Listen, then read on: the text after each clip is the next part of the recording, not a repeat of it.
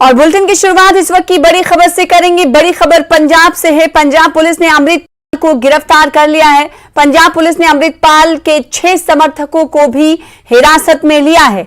स्थिति की गंभीरता को देखते हुए, हालात की संजीदगी को देखते हुए पंजाब में कल दोपहर 12 बजे तक इंटरनेट सेवाएं बंद कर दी गई हैं। इस वक्त इलाके में हालात क्या हैं, हमारे साथ जुड़ रहे हैं ज्यादा जानकारी देने के लिए अमृतसर से हमारे संवाददाता राजीव शर्मा।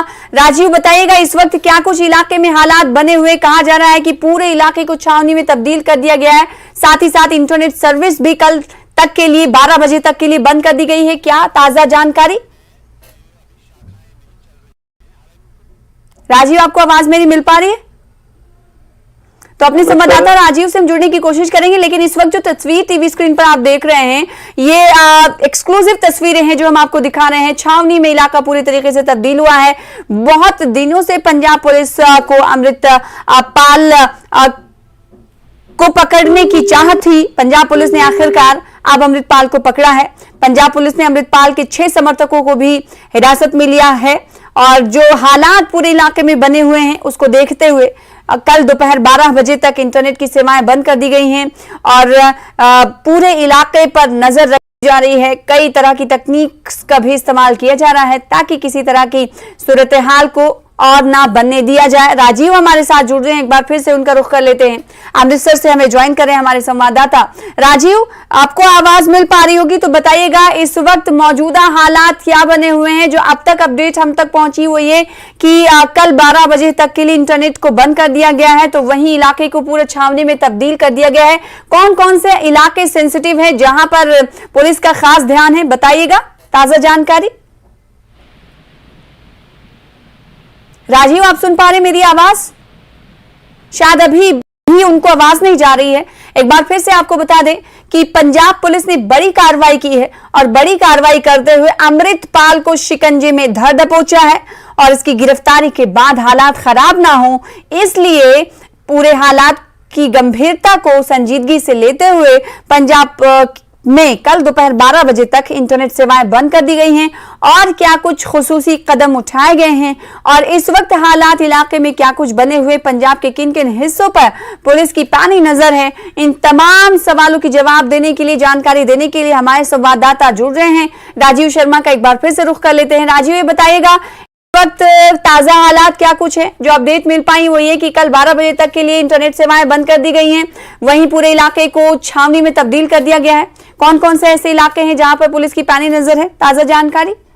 जी बिल्कुल सना, जिस तरीके से आपने भी जिक्र किया कि अमृतसर में जो गांव जल्लूपुर है जहां के रहने वाले अमृतपाल सिंह, वहां पर पैरामिलिट्री फोर्स को बड़ी तादाद में तैनात किया गया है। इसके अलावा जो अमृतसर के एसएसपी हैं वो भी कुछ देर पहले गांव में पहुंचे हैं और पूरे गांव को एक तरीके से सील कर दिया गया है ताकि कोई भी जो समर्थक है वो यहाँ पर ना पहुंचे, क्योंकि पुलिस को ये खदशा था कि अगर अमृतपाल सिंह को गिरफ्तार किया जाता है तो हो सकता है कि अमृतसर में या फिर खास तौर पे उनके गांव में उनके समर्थक जो हैं वो बड़ी संख्या में इकट्ठा हो सकते हैं और यही कारण है कि इंटरनेट सेवाएं जो हैं वो तुरंत बंद कर दी गई। क्योंकि जब अमृतपाल सिंह को गिरफ्तार किया जाना था तो तब कुछ ही देर में कुछ वीडियो जो हैं वो सोशल मीडिया पर वायरल होती हैं जिनमें ये कहा गया था कि लोग बड़ी से बड़ी तादाद में वहां पर इकट्ठा हों क्योंकि अमृतपाल सिंह को पुलिस गिरफ्तार करना चाहती है। तो उसके बाद से ही हम कह सकते हैं, क्योंकि अमृतसर में G20 को लेकर पहले से ही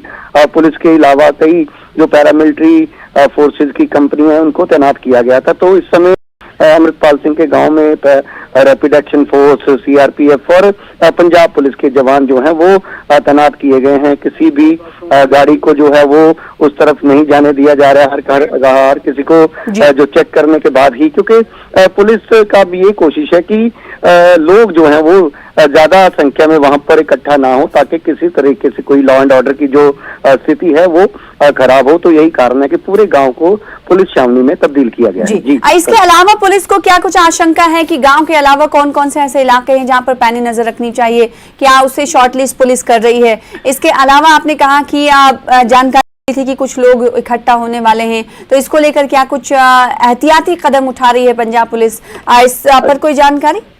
देखिए, जो आज जिस जगह पर समागम था बठिंडा के आसपास कहीं पे, वहां पे उन्होंने शामिल होना था और कल यानी कि 19 मार्च को एक खालसा वहीर की शुरुआत की जानी थी मुक्तसर से। तो इसलिए अगर इलाकों की बात करें तो पूरे पंजाब में ही G20 और उससे पहले अनंतपुर साहिब में जो होला मोहल्ला हर साल मनाया जाता है, तो जब मुख्यमंत्री की माफ करना गृह मंत्री से मुलाकात हुई थी, तो तब उन्होंने ये हवाला दिया था कि पंजाब में आने वाले दिनों में बड़े जो समारोह हैं, बड़े समागम है, वो G20 की हम बात करें तो उसको लेकर सुरक्षा में बढ़ोतरी जो है वो की जानी चाहिए। तो अब पूरे पंजाब में हर एक शहर में, हर कस्बे में पुलिस के साथ साथ पैरामिलिट्री फोर्सेस भी तैनात हैं, लगातार फ्लैग मार्च किए जा रहे हैं। उसके अलावा चेकिंग भी जो है पहले से काफी बढ़ाई गई है। तो जहां तक सुरक्षा का अगर हम बात करें तो पूरे पंजाब में ही पूरी पुलिस और जो पैरामिलिट्री फोर्सेस हैं वो चौकस हैं। तो इसलिए ये तो कोई हम कह सकते हैं कि सवाल ही पैदा नहीं होता कि कहीं कोई बड़ा इकट्ठ या कोई बड़ी एकत्रता की जाए, क्योंकि हर इलाके में धारा 144 भी लगाई गई है। किसी तरह के धरना, किसी प्रदर्शन पर पाबंदी है। लेकिन अमृतपाल सिंह लगातार पुलिस की तरफ से, जब अजनाला में जो घटनाक्रम हुआ उसके बाद लगातार उनकी तरफ से बयान भी दिए जा रहे थे, लगातार अलग अलग जो समारोह हैं उसमें शिरकत भी की जा रही थी। इसके अलावा जो अमृतपाल सिंह के साथ नौजवान रहते हैं उनके पास जो हथियार थे, तो उनके हथियारों के जो लाइसेंस हैं वो भी रद्द किए गए थे। उसके बाद से ही ये इशारा दिया जा रहा था कि जल्द अमृतपाल सिंह के खिलाफ कोई बड़ी कार्रवाई या बड़ा एक्शन। सही कहा आपने कि अमृतपाल सिंह पंजाब पुलिस के राडार पर था और आज जब उसे गिरफ्तार करने के लिए कई टीमें लगाई गई होंगी तो जाहिर सी बात है काफी मशक्कत करना पड़ा होगा की टीम को। जो अभी ट्यून इन कर रहे हैं, जो अभी दर्शक हमारे साथ जुड़े हुए हैं, उनके लिए ये जानना हम चाहेंगे राजीव कि किस हद तक मशक्कत पुलिस को करनी पड़ी, कितने घंटे के बाद अमृतपाल की गिरफ्तारी हुई, क्योंकि अजनाला की बात कर रहे हैं, वहां से वो उपद्रव हुआ था, फिर उसके बाद ये पंजाब पुलिस के राडार पर था अमृतपाल। कितने घंटे के बाद इसकी गिरफ्तारी अमल में लाई, कितना मुश्किल था और कितनी टीमें तैनात की गई थी इसकी गिरफ्तारी के लिए राजीव? जी देखिए, 9 साढ़े 9 बजे के आसपास का समय बताया जा रहा है कि जब अमृतपाल सिंह अपने गांव से बठिंडा के लिए निकले थे, वहां पर जो समारोह था और वहीं पर ही पुलिस की टीमें तैनात थी, वहां उनको रोका जाता है। उसके अलावा अमृतपाल सिंह के करीबी जो उनके साथ रहने वाले 5 से 6 लोग हैं जिनको गिरफ्तार किया गया था अलग अलग जगहों से, और वहीं से ही अमृतपाल के साथ जो लोग रहते हैं उन्होंने एक वीडियो पोस्ट करके ये दावा किया था कि पुलिस की गाड़ियां उनका पीछा कर रही हैं और अमृतपाल सिंह अपनी उसी गाड़ी में ही बैठे हुए थे जिस गाड़ी में अमूमन वह नजर आते हैं। 3 गाड़ियां जो पक्की उनके साथ रहती हैं वो वीडियो में नजर आ रही थी और उसके बाद से ही पुलिस लगातार पीछा करती रही। बाद में जो गाड़ियां हैं वो बठिंडा की बजाय जालंधर की तरफ मोड़ ली गई और वहां पर जाके पुलिस जो है उनका पीछा करते हुए वहां, यानी कि 3-4 घंटे जरूर इस पूरी प्रक्रिया में लगे, क्योंकि अमृतपाल सिंह के जो साथी हैं उनके पास भी वेपन है। तो किसी तरह की कोई ऐसी स्थिति ना बनती जिससे कि पुलिस और उसके समर्थक आमने सामने होते, इसलिए पुलिस को पीछा करने में वक्त जरूर लगा। लेकिन अब फाइनली ये जानकारी मिल रही है कि जालंधर के आसपास से ही उनको गिरफ्तार किया गया है, पूछताछ की जा रही है। और तो बड़ी कार्रवाई पंजाब पुलिस की इसे मानी जा सकती है। जालंधर के पास आसपास के इलाके से गिरफ्तारी अमल में लाई गई है और जिस तरीके से इस मिशन को, ऑपरेशन को अंजाम दिया गया उसकी जानकारी राजीव हमारे साथ जुड़कर अमृतसर से जुड़कर दे रहे हैं। बहुत शुक्रिया हमारे साथ जुड़ने के लिए और इस हवाले से खबर जानकारी देने के लिए। इस खबर पर तो 5 के पंच में हम 5 बड़ी खबरों की बात करते हैं। पहली खबर हमने आपको अमृतपाल से जुड़ी हुई दी। दूसरी खबर की अगर बात करेंगे तो दूसरी खबर जम्मू कश्मीर से जुड़ी हुई है और एक ऐसी ये खबर है जो एक ऐसे शख्स से जुड़ी हुई है जिसने ठगी की है। जी हाँ, ये कोई आम ठगी नहीं है, इसे बहुत बड़ी ठगी कहा जा सकता है। आपको मालूम ही होगा, श्रीनगर से ठग किरण पटेल की गिरफ्तारी हुई और उस गिरफ्तारी पर उमर अब्दुल्ला ने चुटकी ली है। उमर अब्दुल्ला ने कहा है कि गुजरात से एक आदमी आता है और अपने आप को अफसर बताता है, लेकिन सिक्योरिटी एजेंसीज ने इस बात को जरूरी नहीं समझा कि एक बार क्रॉस चेक कर लिया जाए। आदमी आते हैं तो आपके पास गाड़ी होती है, बंदा आया गुजरात से, यहां कहा कि मैं भी प्राइम मिनिस्टर दफ्तर का अफसर हूं, लेकिन आप किसी ने पूछा नहीं? अरे प्राइम मिनिस्टर दफ्तर फोन करके पता करो ये कौन है, तो वहां से चिट्ठी आई होगी कहीं तो आपने मालूम किया होगा। ऐसे में मैं मानता हूं एक बात पे फर्क पड़ा। तो ये खबर नाज़रीन आपको पता ही होगी, जिन्हें नहीं पता उनके लिए एक बार फिर से इसका जिक्र कर दे। ये शख्स जो दिख रहा है टीवी स्क्रीन पर, इसने अपने आप को पीएमओ का अफसर बताया और अफसर बता के जम्मू कश्मीर में ठाट बाट या फिर ऐशो आराम की जिंदगी इसने कई महीने तक बिताई। और ना सिर्फ ऐशो आराम की जिंदगी बल्कि सुरक्षा का प्रोटोकॉल पूरी तरीके से इसे मिला और इसने इससे लिया। और फिर उसके बाद अब ये जानकारी मिली कि ये ठग था, ये तो वो अफसर था ही नहीं। अब सवाल उठता है कि इसके खिलाफ क्या कुछ कार्रवाई हो रही है, कहा जा रहा है कि पूछताछ की जा रही है। हमारे साथ हमारे संवाददाता जहूर इस खबर पर ज्यादा जानकारी के साथ जुड़ रहे हैं। हालांकि इस खबर और इस न्यूज पर हम देख रहे हैं कि चारों तरफ से चार जानिब से कहा जाए तो सियासत भी उरूज पर है, सियासत भी जारी है, लेकिन दूसरी तरफ जांच का दायरा जो है वो कहीं ना कहीं वसी होता हुआ दिखाई दे रहा है। सिक्योरिटी लैब से इसे बहुत बड़ा माना जा रहा है। सिक्योरिटी एजेंसीज पर कई तरह के सवाल भी जो जानकार लोग हैं वो खड़े कर रहे हैं। हमारे साथ जहूर जुड़ चुके हैं। जहूर, सबसे पहले सियासत की बात तो हम करेंगे, लेकिन उससे पहले अगर जांच के दायरे की अगर बात करें तो कहा यह जा रहा है कि इस बड़े ठग से पूछताछ की जा रही है। पूछताछ कब से शुरू हुई और कहां तक पहुंची, कुछ जानकारी इस हवाले से बाहर निकल कर आ पाए जहूर? बिल्कुल सना, मैं आपको बताऊं कि जैसा कि आज भी अगर हम बात करें इस पे काफ़ी सियासत जो है वो चल रही है, लेकिन अगर हम जांच पड़ताल की बात करें तो पिछले कुछ दिनों से ये खबर सामने आई कि इस तरह का वाकया जो है वो पेश आया। हालांकि इसमें सिक्योरिटी एजेंसीज जो हैं वो लगी हुई हैं, जांच पड़ताल शुरू की गई है, गिरफ्तारियां मुतवक्का है और इसमें काफ़ी जो है सिक्योरिटी एजेंसीज की तरफ से अगर हम बात करें तो काफ़ी जो है लूप होल्स हैं। बिकॉज आज जिस तरह से उमर अब्दुल्ला ने अपनी तकरीर में कहा, उनने कहा कि एक फ्रॉड आता है और वो गुजरात से आता है, यहाँ सिक्योरिटी एंजॉय करता है, आगे भी कैवलकेड, पीछे भी कैवलकेड और उसके साथ साथ जो है 5 स्टार एकोमोडेशन। और वो बंदा जो है वो पूरी तरह से ये बोलता है कि वो पीएमओ ऑफिस का एक बहुत बड़ा ऑफिसर है। उसके बाद उड़ी विजिट करता है, एक बार नहीं, 2 बार नहीं, 3 बार नहीं, 4 बार जो है ऐसी गलतियां हो रही हैं और जो सरकार है इस पे कोई कार्रवाई उस वक्त नहीं की है।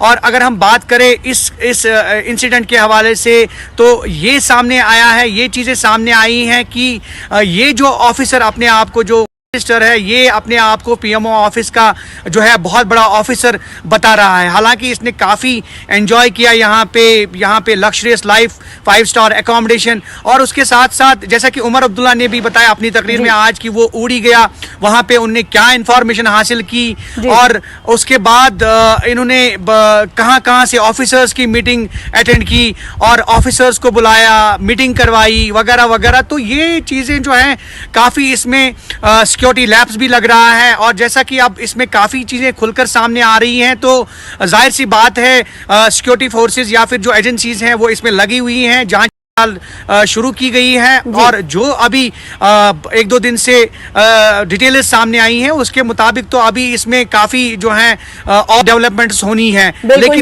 जो चीजें अभी खुलकर सामने आ रही है, कई ऑफिशियल से भी पूछताछ किए जाने की खबर भी सामने आ रही है कि ना सिर्फ ठग किरण पटेल बल्कि उसके राब्ते में आए हुए शख्स से भी पूछताछ की जा रही है। तो हो सकता है इसका दायरा और बढ़े, क्योंकि ये जांच का विषय है तो इसकी जानकारी हमें कॉन्फिडेंशियल है तो ये मिल नहीं सकती। लेकिन इतना ज़रूर है कि अपने नाजरीन को, दर्शकों को ये बता दें कि सिर्फ ठग किरण पटेल से ही नहीं बल्कि उससे जुड़े हुए कुछ जो ऑफिशियल्स रहे होंगे या ऑफिसर्स रहे होंगे, अफसर्स रहे होंगे, उनसे भी पूछताछ का दायरा जो है वसी होता हुआ दिखाई दे रहा है। अब दूसरी तरफ सियासत भी हो रही जिसका जिक्र ज़हूर कर रहे थे। अगर बात उमर अब्दुल्ला के अलावा दूसरे सियासतदानों की जाए तो महबूबा मुफ्ती की तरफ से क्या कुछ प्रतिक्रिया आई है इस मामले पर, बताइएगा ज़हूर। इसके अलावा दिलचस्प बात यह है कि भारतीय जनता पार्टी की तरफ से क्या कुछ कहना है वो जानना बहुत दिलचस्प हो जाता है इस किरण पटेल ठग की इस पूरी कारस्तानी पर। बिल्कुल सना, जैसा कि आपने सुबह से कुछ और डेवलपमेंट्स देखी, यहाँ पे मैंने पहले भी जिक्र किया अब्दुल्ला ने आज अपनी तकरीर में जो है काफ़ी वक्त जो है इसके ऊपर जो है इस पे टिप्पणी की और उसके साथ साथ उन्होंने खुलकर बोला कि ये फेलियर है और उन्होंने ये भी बताया कि मेरे जो वर्कर हैं, मेरे जो लीडर हैं, वो कहीं जाना चाहते हैं तो उन्हें सिक्योरिटी प्रोवाइड नहीं की जाती है, तो उन्हें कहा जाता है कि नहीं जी साहब सिक्योरिटी अभी नहीं मिल सकती, गाड़ी नहीं मिल सकती। लेकिन ऐसे फ्रॉडस्टर्स के लिए जो है सिक्योरिटी हमेशा अवेलेबल रहती है। उन्होंने ये चीज़ें जो है खुलकर कही, अपनी तकरीर में कही। उसके साथ साथ आपने जिक्र किया, महबूबा मुफ्ती ने भी ट्वीट किया, तो उन्होंने भी उसमें अपने ट्वीट में इसका जिक्र किया कि किस तरह से ये चीज़ें जो सामने आ रही हैं कि बाहर से कोई बंदा आता है और वो अपने आप को पीएमओ ऑफिस, और कुल मिलाकर सना अगर हम बात करें तो ये बातें जो हैं ये कहीं ना कहीं जो है पीएमओ ऑफिस पे आके ठहर जाती हैं, क्योंकि जो भी लीडरान इस पे टिप्पणी कर रहे हैं वो यही कह रहे हैं कि पीएमओ ऑफिस से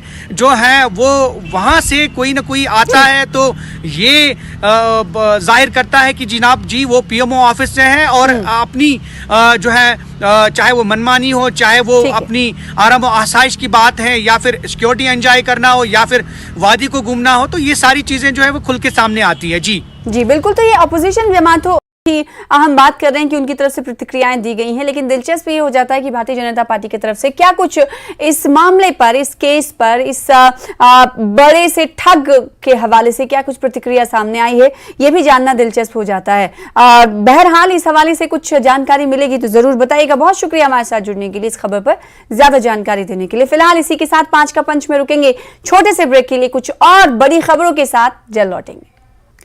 ब्रेक के बाद एक बार फिर से आपका स्वागत करते हैं। तीसरी बड़ी खबर का रुख कर लेते हैं 5 का पंच में। जैसा कि हमने आपको कुछ देर पहले बताया कि 5 के पंच में 5 बड़ी खबरों की हम बात करते हैं।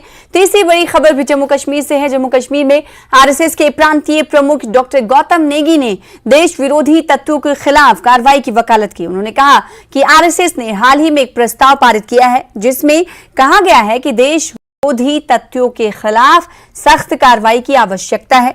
देश में शांति भंग करने की कोशिशों पर जोर दिया गया है। जम्मू में प्रेस कॉन्फ्रेंस को संबोधित करते हुए डॉक्टर नेगी ने कहा कि जम्मू कश्मीर में पिछली सरकारों ने लोगों को आरएसएस में शामिल होने से रोका था, लेकिन अब बाधाएं हटा दी गई हैं और बड़ी संख्या में लोग, विशेष रूप से युवा, आरएसएस में शामिल हो रहे हैं। डॉक्टर नेगी ने कहा कि आरएसएस अभी कश्मीर में शाखाओं का आयोजन नहीं कर रहा है, लेकिन संगठन लोगों की सेवा के लिए घाटी में 500 सेवा भारतीय स्कूल चला रहा है। आज इसी मौजू पर बातचीत करेंगे। हमारे साथ हमारे साथी जुड़ मनोज कौल इस खबर पर ज्यादा जानकारी के साथ। आरएसएस के हवाले से ऑपोजिशन पार्टी अगर जम्मू कश्मीर की बात करेंगे तो उनकी तरफ से कई प्रतिक्रियाएं रही हैं, लेकिन आरएसएस जम्मू कश्मीर में जाकर प्रेस कॉन्फ्रेंस करता है और प्रेस कॉन्फ्रेंस करने के बाद वो कहता है कि अभी हम शाखाएं तो नहीं खोल रहे हैं, लेकिन लोगों की सेवाओं के लिए हम अग्रसर हैं। आज जब आरएसएस की तरफ से प्रेस कॉन्फ्रेंस आयोजित किया गया तो इसमें और क्या कुछ बड़ी बातें उनकी तरफ से कही गई, मनोज कौल बताइएगा।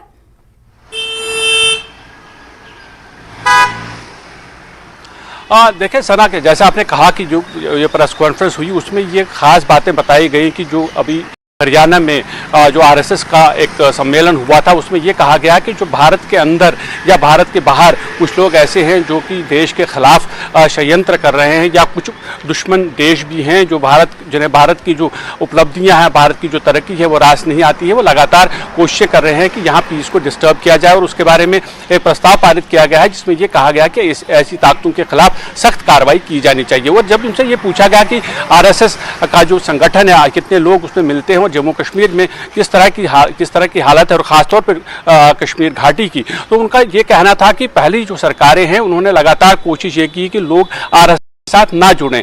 उन्होंने ये कहा कि अब जब दफ़ा 370 जब हटाया गया तो उसके बाद से बाधाएं धीरे धीरे ख़त्म होने लगी और युवा अब जुड़ने लगे हैं। हालांकि उन्होंने इस बात का ये खुलासा किया कि कश्मीर में अभी शाखाएं नहीं हो रही हैं, लेकिन उन्होंने साथ में ये भी कहा कि जो शाखाएं नहीं हो रही हैं उसका मतलब ये नहीं है कि शाखाएं वहाँ कराई नहीं जा सकती, बल्कि एक प्लान है कि फ़िलहाल शाखाएँ ना हों, बल्कि वहाँ कोशिश ये की जाए कि जो 550 सेवा केंद्र वहाँ हैं, सेवा भारती केंद्र, जहाँ जिनके ज़रिए लोगों के साथ एक संपर्क साधा जाता है, लोगों की जो समस्याएं हैं उनको सुलझाने की कोशिश जारी की है। तो डॉक्टर नेगी का ये साफ कहना था कि जब सबसे पहला जो लक्ष्य होता है आरएसएस का वो ये होता है कि आप लोगों के पास जाएं, लोगों से संपर्क करें और संपर्क करने के बाद उनको समझें, उनकी जो प्रॉब्लम्स है उनको समझें, उनको दूर करें, उनसे दोस्ती करें। उसके बाद ही एक स्टेज आता है जब वो आरएसएस में शामिल हो जाते हैं। यानी आरएसएस लगातार कोशिश ये कर रहा है कि जम्मू कश्मीर के अंदर,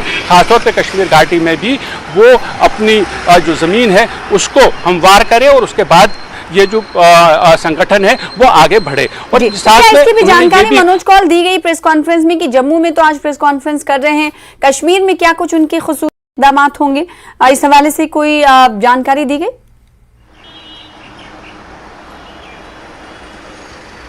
नहीं, देखिए उन्होंने यही कहा कि जो आरएसएस है, आरएसएस लगातार वहां भी काम कर रहा है। 550 सेवा भारती केंद्र वहां पर हैं जिसके द्वारा लोगों के साथ संपर्क किया जाता है। यानी जो उन्होंने आज ये खुलासा किया वो ये था कि कश्मीर घाटी के अंदर भी लोग उसके साथ जुड़ने वाले हैं। ऐसा नहीं है कि ये सिर्फ जम्मू तक सीमित है। जम्मू में शाखाएं होती हैं, कश्मीर में अगरचे शाखाएं नहीं होती तो ये बड़ी बात मानी जा सकती है राष्ट्रीय स्वयंसेवक संघ की कि उनकी तरफ से ये कहा जाना कि सिर्फ जम्मू तक ही जुड़ने लोग सीमित नहीं बल्कि घाटी के कई लोग उनके